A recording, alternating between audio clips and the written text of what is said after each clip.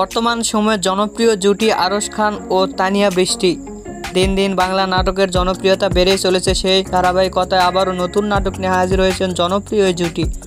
নাটকটির নাম জোনাকির এই শহরে আর জ্বলে না। এই নাটকটিতে অভিনয় করেছেন বর্তমান সময়ের আলোচিত অভিনেতা আরশ খান ও আলোচিত অভিনেত্রী তানিয়া বৃষ্টি। এই নাটকটি রচনা করেছেন মেজবাউদ্দিন সুবন এবং পরিচালনা করেছেন রাইসুল তমাল।